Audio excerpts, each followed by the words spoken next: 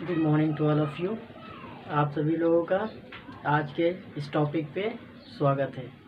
आज का जो हमारा टॉपिक है वो बहुत ही इम्पोर्टेंट टॉपिक है।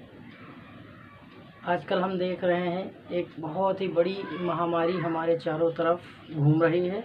ये एक ऐसी पेंडेमिक है जिससे लोग बहुत घबराए हुए हैं, लोग बहुत परेशान हैं। कारण ये है कि ये जो बीमारी है इसका अभी हमारे पास कोई उपचार नहीं है, इसकी कोई वैक्सीन नहीं है, जिस कारण लोगों के अंदर अफरा तफरी का माहौल बना हुआ है। तो हमारे इंस्टीट्यूशन ने ये सोचा कि क्यों ना लोगों को सही जानकारी पहुंचाई जाए। आप लोगों तक सही जानकारी पहुंचने से धैर्य और साहस बढ़ेगा। इसके लिए आज हमने एक ये वीडियो रिकॉर्ड किया है। आप तक ये सही जानकारी पहुंचाने का प्रयास किया जा रहा है। इसमें जो भी बताया जाएगा बिल्कुल फैक्ट होगा, परेशान होने की कोई बात नहीं है। आज का जो हमारा टॉपिक है वो है कोविड-19, जिसे हम कोरोना वायरस के नाम से जानते हैं। क्या होता है, क्या है वायरस, क्या कैसे कहा इसको कोरोना वायरस को, कोविड-19 नाम क्यों पड़ा। अब ज़रा हम विस्तार पूर्वक इस पर चर्चा करते हैं। ये वायरस के कारण एक महामारी फैली हुई है जिससे लोग प्रभावित होते हैं और उनकी डेथ हो जाती है। तो सबसे पहले तो हम आपको ये बताना चाहेंगे कि वायरस किसे कहा जाता है, क्या है वायरस। तो वायरस एक प्रोटीन होता है जो हमारे शरीर के काम ना आकर के, ज़्यादातर प्रोटीन हमारे शरीर की वृद्धि में काम करते हैं, लेकिन वायरस उस प्रोटीन को कहते हैं जो हमारे शरीर के निर्माण में काम नहीं आता है, बल्कि वो उल्टा उसको नुकसान करता है, किसी न किसी प्रकार से उसके अंदर क्षति प्रदान करता है। कोई भी प्रोटीन का अणु जिसमें विष मौजूद हो, जो विष का कार्य करता है, उसको हम वायरस कहते हैं। ये हुआ एक वायरस कि किसको वायरस कहा जाएगा।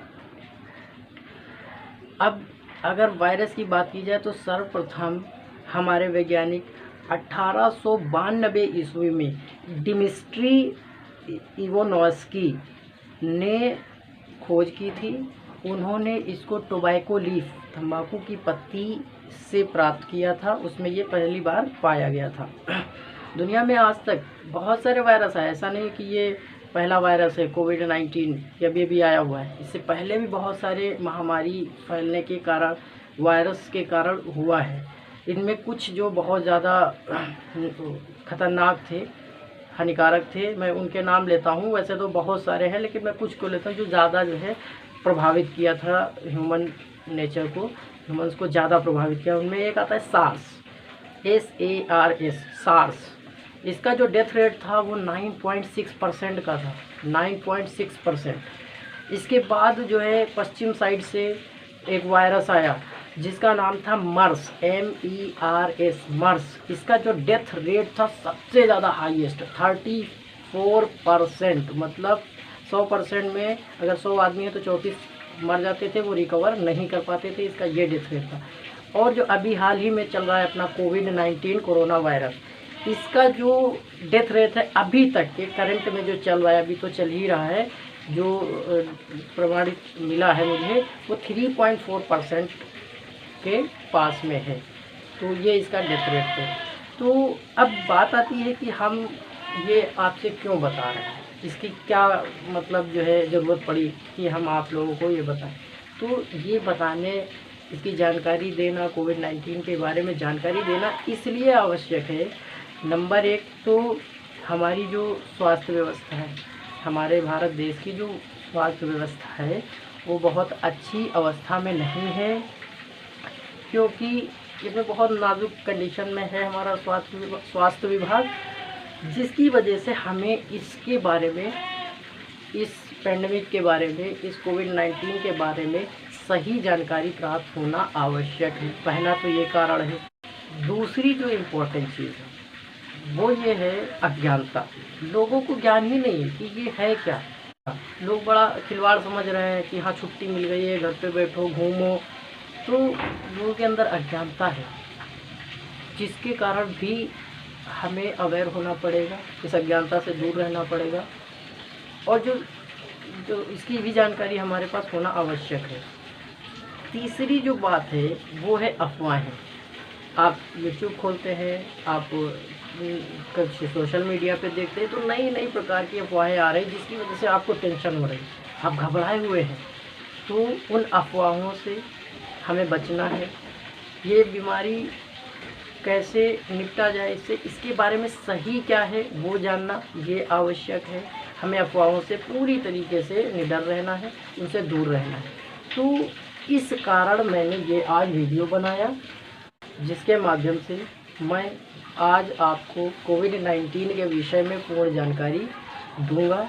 और मेरा पूरा उद्देश्य रहेगा, हमारे पूरे संस्थान का उद्देश्य रहेगा कि आप तक बिल्कुल सही जानकारी पहुंचे और आप धैर्य के साथ इसका सामना कर सकें। अब बात आती है कि हमें कैसे पता चलेगा कि कोरोना किसके है और किसके नहीं, ये बात कैसे पता चलती है, इसके क्या सिम्टम्स है, क्या लक्षण है। तो अगर हम लक्षण की बात करें, अगर हम इसके सिम्टम्स की बात करें कि आपको पता लगाना है कि कैसे पता चलेगा कि कोरोना वायरस बीमारी किसको है कि नहीं, तो सबसे पहले हम ये बताएंगे कि ये जो वायरस है ये हमारी रेस्पिरेशन सिस्टम, जो श्वसन क्रिया होती है, उसको प्रभावित करता है।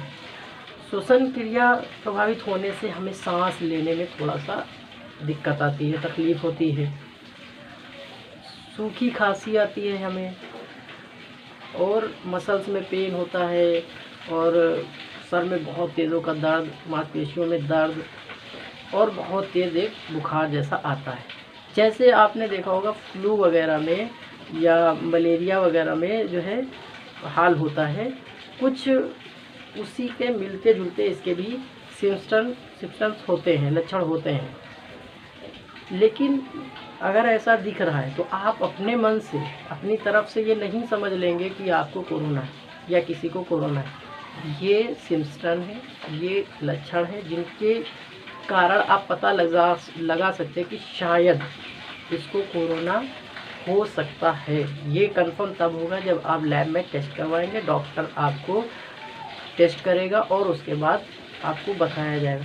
अगर ऐसा दिखता है तो आप शक कर सकते हैं और अपने शक को दूर करने के लिए आप टेस्ट करा सकते हैं। तो अब हम बताते हैं कि ये तो इसके सिम्टम्स होंगे, लेकिन अब हम बचाव की बात करते हैं। अब बचाव की, भाई किसी को कोरोना हो गया तो बचा कैसे है। बचने के लिए हम इसको दो टाइप से समझाएंगे। एक तो बचाव उनके लिए, एक वो जो कोरोना वायरस से पीड़ित है, दूसरे उनके लिए बचाव जो कोरोना वायरस से पीड़ित नहीं है। दो टाइप से हम इसको समझेंगे। पहले हम समझेंगे अगर कोई व्यक्ति है जो कोरोना वायरस से पीड़ित है तो वो कैसे बचाव करेगा, अपने आप को वो कैसे बचाए। तो सबसे पहली बात तो ये है कि जिसको भी कोरोना वायरस है, कोरोना वायरस की बीमारी है या वो बीमारी से, इस प्रकार की कोई बीमारी से ग्रसित है, तो सबसे पहले उसको चाहिए कि वो एक जांच करवाए। जांच करवाने पर यदि वो पॉजिटिव निकलता है, पाया जाता है, तो उसको आइसोलेशन करना पड़ेगा, उसको क्वारंटाइन होना पड़ेगा 14 दिन के लिए। आपको जो है ये क्वारंटाइन डेज जो है 14 दिन के लिए आपको उसमें रहना पड़ेगा। आपको प्रॉपर दवाइयाँ लेनी पड़ेंगी और ये कार्य करने से आपका जो वायरस है उस पर हम लोग कंट्रोल पा सकते हैं। दूसरी अगर हम बात करें तो इस वायरस की ख़ास बात यह है कि जिन लोगों का जो स्वास्थ्य, जो रक्षण प्रतिरोधक क्षमता होती है, जिसको हम इम्यूनिटी सिस्टम बोलते हैं, इम्यूनिटी सिस्टम जो है वो जिनका वीक होता है उन पर ये ज़्यादा प्रभावित करता है, उनको ज़्यादा प्रभावित करता है। जो जैसे बूढ़े लोग हो गए या बच्चे हो गए तो उनका इम्यूनिटी सिस्टम जो है वो थोड़ा वीक होता है, कमज़ोर होता है, तो ये वायरस उनके ऊपर जल्दी अटैक कर लेता है। जिनकी बीमारियों से लड़ने की क्षमता कम होती है जिनके सिस्टम में, तो हमें ऐसी वस्तुओं का सेवन करना चाहिए जिनसे हमें ज़्यादा प्रोटीन्स, हेल्दी पौष्टिक आहार लेना चाहिए, जिससे हमारे इम्यूनिटी सिस्टम को पावर मिल सके और हम स्ट्रॉन्ग हो सके, ताकि इससे लड़ने में हमें आसानी प्राप्त हो। अगली बात, जिनको ये कोरोना वायरस हुआ है, जो पॉजिटिव निकले हैं, उनको हिम्मत नहीं हारनी है, धैर्य के साथ धैर्य बनाए रखना है, और जो डॉक्टर्स या हमारे सलाहकार उनको राय दे रहे हैं उसको धैर्य के साथ फॉलो करना है और उनको अपना कार्य करने देना है। और जो सबसे ज़्यादा इम्पोर्टेंट है कोरोना पॉजिटिव के लिए, कि उनको चाहिए कि वो N95 मास्क का प्रयोग हर वक्त करें। N95 मास्क ही ऐसा है जो कोरोना वायरस को रोक सकता है, बाकी नॉर्मल मास्क से कुछ नहीं होने वाला है। तो ये उन लोगों के लिए था जो कोरोना वायरस से पीड़ित व्यक्ति थे। हमें लगता है अच्छे से समझ में आ गया होगा, आई होप। अब मैं चलता हूँ वो व्यक्ति जो कोरोना से पीड़ित नहीं है और उनके लिए क्या बचाव के तरीके हैं। अब ज़रा हम उन पर चर्चा कर लेते हैं। तो सबसे पहली बात तो ये कि जो साधारण लोग जो कोरोना वायरस से ग्रसित नहीं हैं, उनको चाहिए कि वो बेवजह बिना किसी काम के तो बाहर ही ना जाए। अगर उन्हें किसी कारणवश जाना पड़ता है तो वो साधारण मास्क का प्रयोग कर सकते हैं। साधारण मास्क कोरोना वायरस को नहीं रोक सकता है, केवल ये जो है एक वो है कि आपको छींक आई या कोई साधारण बीमारी से ग्रसित है, उसने स्नीचिंग की, तो उन सब से आप इससे बचाव कर सकते हैं। ये जो हरे नीले रंग के होते हैं, ये लगा करके आप नॉर्मली जा सकते हैं। यदि आप बीमार हैं या कोई बीमार है तो उससे बचाव के लिए है, और इससे ज़्यादा इसका कोई ख़ास वो नहीं होता है। या फिर अगर ऐसा नहीं है, क्योंकि आजकल तो इंडिया में हर चीज़ की शॉर्टेज अचानक से हो जाती है, मासेज अवेलेबल नहीं है, तो आप जो है जो हमारा अंगोछा आता है उसको 2 बार 3 बार लपेट लीजिए, कम से कम 3 लेयर हो जाएं या 4 लेयर हो जाएं, उसको बांध करके आप तब जा करके बाहर जा सकते हैं। तो ये एक पहला तरीका हुआ कि सोशल डिस्टेंसिंग मेंटेन करिए। पहले तो आप अगर बाहर जा रहे हैं तो आप ऐसा करके जाइए। दूसरी बात, जब किसी से बात करें तो कम से कम कोशिश करें 1 से 2 मीटर की गैपिंग बना के रहें, सोशल डिस्टेंसिंग फॉलो करें, लोगों से कम कांटेक्ट में रहें, तो कोरोना वायरस से बचा जा सकता है। तीसरी चीज़ जो है वो ये कि कोई विदेश से आया हुआ व्यक्ति है, हो सकता है वो कोरोना पॉजिटिव हो सकता है ना हो, जब तक ये कंफर्म ना कर ले तब तक उससे मिलना उचित ना करें, उचित रूप से उससे ना मिले, और उससे मिलना खतरे से खाली नहीं है।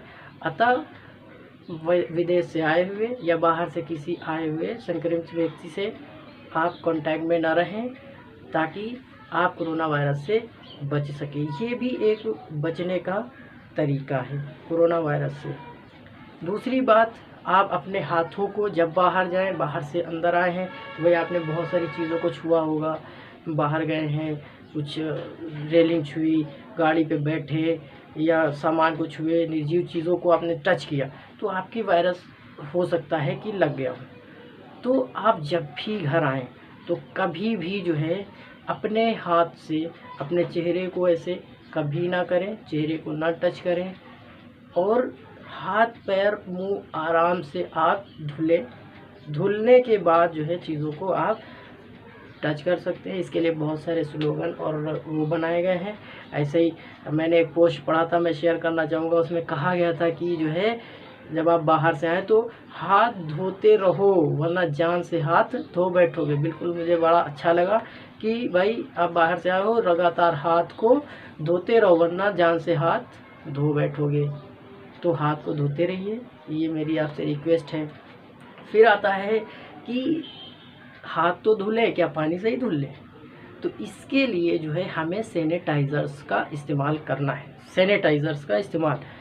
अब बात आती है सैनिटाइज़र्स, जब मास्क नहीं मिल रहे तो सैनिटाइज़र्स का क्या? तो सैनिटाइज़र्स जो है वो भी कई प्रकार के हैं। ऐसा नहीं है कि जो नीला वाला आप देखते हैं डॉक्टर लोग यूज़ करते हैं सिर्फ वही सैनिटाइज़र्स होता है, ऐसा कुछ नहीं है। सैनिटाइज़र्स एक्चुअली कुछ नहीं है, एक टाइप से केमिकल फार्मूला जिसमें आपका जो है आइसोप्रोपाइल अल्कोहल होता है, जिसमें ग्लिसरीन होता है और जिसमें H2O2 परऑक्साइड होता है। इनको मिला करके बना हुआ होता है और वो मार्केट में मिलता है। आजकल मेडिकल लाइन तो बिल्कुल डर का व्यापार है। उन्होंने डरा दिया और महंगे प्रोडक्ट बेचना शुरू कर दिया। अगर आपको महंगा मिल रहा है, आप नहीं परचेज़ कर पा रहे हैं या आपके यहाँ अवेलेबल नहीं, तो आप इसको घर पे भी बना सकते हैं। ये WHO ने रिकमेंड किया है। WHO, जिसे हम विश्व स्वास्थ्य संगठन कहते हैं, वर्ल्ड हेल्थ ऑर्गेनाइजेशन, उसके द्वारा ये बताया गया है कि आप घर पे भी इसको बना सकते हैं। बनाने का उन्होंने ये तरीका बताया कि कोविड-19 से जो सैनिटाइज़र्स का इस्तेमाल करना है, कोविड-19 से बचने के लिए हमें जिस सैनिटाइज़र्स का इस्तेमाल करना है वो आप घर पे बना सकते हैं। इसमें आप क्या करेंगे कि 90% आइसोप्रोपिल अल्कोहल लेंगे। आइसोप्रोपिल अल्कोहल ये वायरस से लड़ने का काम करता है, वायरस को मारता है। दूसरा 5% उसमें ग्लिसरीन डालेंगे, जिससे जो जीवाणु बैक्टीरिया वगैरह होते हैं ये उसमें के नष्ट हो जाते हैं। और 5% जो है आप जो है हाइड्रोजन परऑक्साइड डालते हैं, ये जीवाणुओं को नष्ट करता है। और इसके मिक्सर को तैयार करके आप जो है उसमें जो बोतल वगैरह है उसमें रख दीजिए और टाइम टाइम पे उससे सैनिटाइज करके अपने हाथ को खूब अच्छे से धुलते रहिए। कोई दिक्कत नहीं आने वाली है और आप घर पे ही सस्ते में बना सकते हैं। और ये सारी चीज़ें जो हमने बताई हैं ये आपको मेडिकल शॉप पे, जो फार्मेसी की दुकानें हैं वहाँ पे आपको अच्छे पर्याप्त मिल जाएंगी। अब अगर हम बात करें कि जो है अगर ये भी नहीं हो पा रहा है, यदि मान लीजिए ये भी नहीं हो पा रहा, तो सबसे बड़ा जो ब्रह्मास्त्र है, सीधे आप साबुन का यूज़ करिए। साबुन से बड़ा सैनिटाइज़र्स कोई है ही नहीं।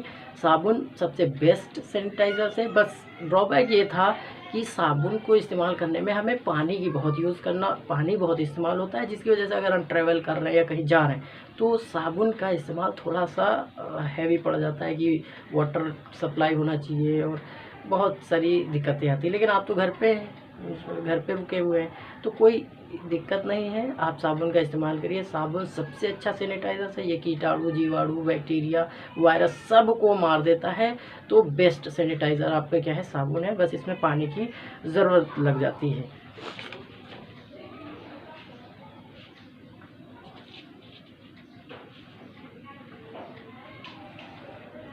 और अगर हम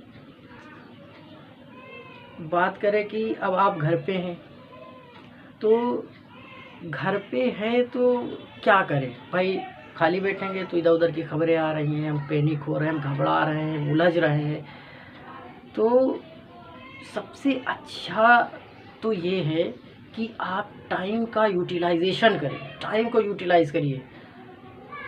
आपने बहुत सारे काम आपके पेंडिंग पड़े हुए, बहुत सारे काम आपने सोचा वो कागज़ कायदे से रखना है और ये मेरे घर के ये थोड़ा पर्दे ढीले हैं वो करना, ये मतलब छोटे छोटे काम जो बहुत दिनों से पड़े हुए थे, पेंडिंग थे, आप वो निपटा सकते हैं।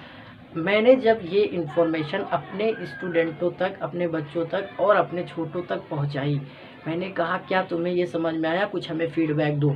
तो उन्होंने बहुत सारे फ़ोटो भेजे जो मैं आपको दिखाना चाहूँगा। अभी ये देखिए, आपके पास इतने सारे फ़ोटो उन्होंने बना के घर पे रुक के उन्होंने अपनी कला दिखाई। उन्होंने एक से बढ़ के एक देखिए फ़ोटो दिखाए, उन्होंने एक से एक फ़ोटो बना के भेजे।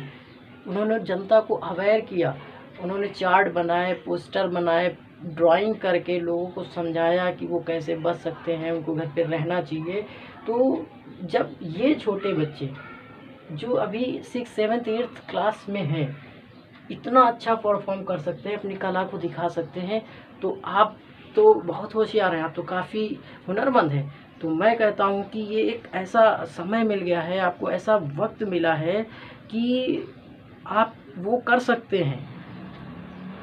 जो किया ना वो आज करो ना, सोचा मिल गया है अच्छा बहाना, शुरू कर दो अपने ज्ञान को बढ़ाना।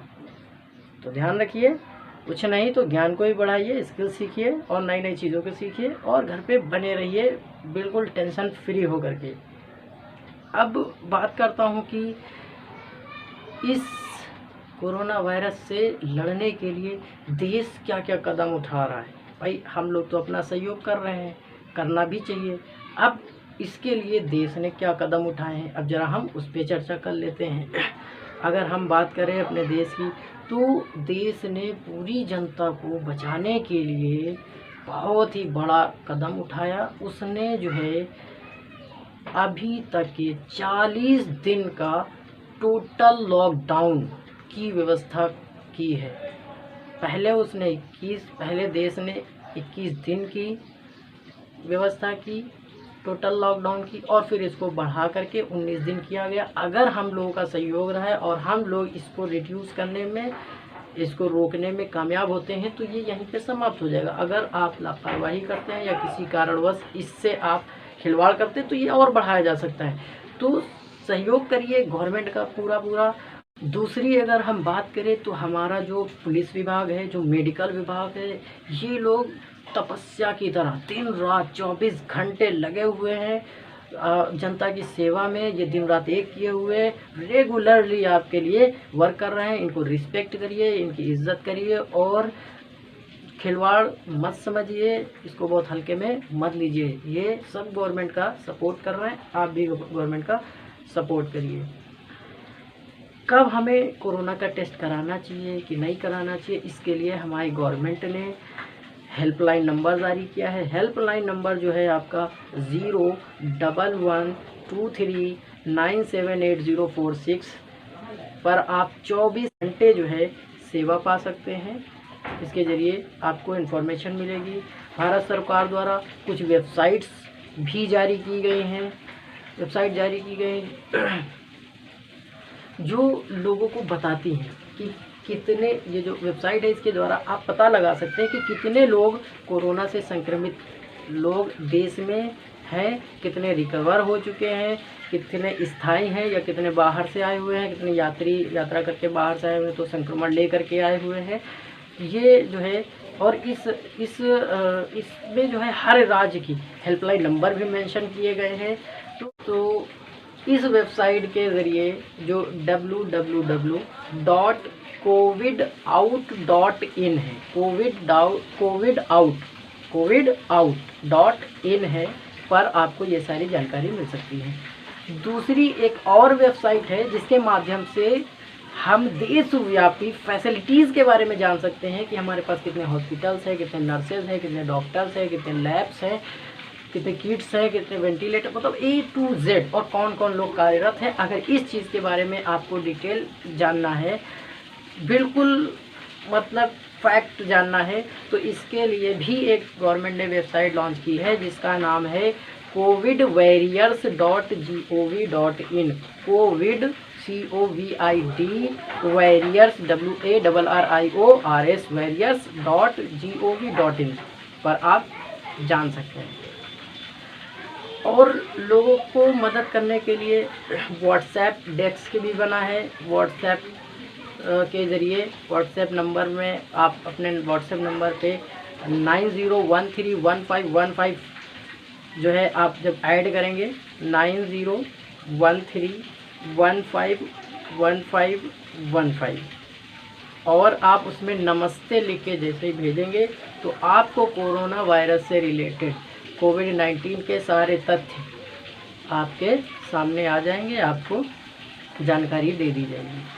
इसी टाइप से एंड्रॉयड मोबाइल यूजर्स जो हैं उनके लिए भी ऐप डेवलप किया गया है। इस ऐप के ज़रिए यूजर्स जो है अपने टेस्ट के बारे में और जो है उसमें एक टास्क दिया गया है जिससे सही जानकारी आपको मिल सकती है।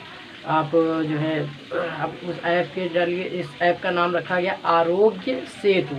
आरोग्य सेतु ये एंड्रॉयड मोबाइल पे इंस्टॉल होने वाला है। प्ले स्टोर में जाकर के आप इसको अपने मोबाइल में आप उठा सकते हैं और इसके ज़रिए आप आपकी स्थिति, अपनी स्थिति पोजीशन जो होती है लोकेशन ट्रेसिंग कर सकते हैं। लोकेशन ट्रेस हो जाएगी, स्वपरीक्षण सेल्फ टेस्टिंग हो जाएगी कि आप पीड़ित है या नहीं है। इसका भी इसमें एक टास्क दिया गया है। कोविड अपडेट्स, कितने लोग हमारे संक्रमित हैं, कितने डेथ कर चुके हैं, कितने रिकवर कर चुके हैं, पूरी डिटेल इसमें मिल जाएगी। और ई पास से संबंधित जानकारी भी यहाँ पे आपको दी गई है। अब इसके बाद भी लोग घबराते हुए नज़र आए कि हम लोग घर में पैक हैं, घर में बंद कर दिया गया है हमें, तो हमारी रोजी रोटी कैसे चलेगी। जो बिल्कुल गरीब तबके के लोग हैं वो मर जाएंगे। तमाम प्रकार की जो है खबरें आई सामने, जिसको मद्देनज़र रखते हुए सरकार ने कुछ नए इनिशिएटिव्स लिए। उसने नई नई योजनाएं तुरंत लॉन्च की उन लोगों के लिए जो ज़रूरतमंद हैं इसमें, ताकि लोग घबराएं नहीं, पैनिक ना हो, उनके अंदर डर का माहौल ना रहे। इसके लिए गवर्नमेंट ने प्रधानमंत्री गरीब कल्याण योजना का स्टार्ट किया, जिसके द्वारा लोगों की मदद की जा सके। और प्रति व्यक्ति 5 किलो अनाज और हर एक राशन कार्ड पर 1 केजी दाल जो है लोगों को दी गई, जिसकी वजह से वो घर पे रहें और अपना जीवन यापन कर सके। और इसका कोई चार्ज नहीं था, ये बिल्कुल फ्री ऑफ कॉस्ट थी और ये 3 महीने के लिए था। इसी प्रकार से रसोई गैस 3 महीने के लिए फ्री की गई।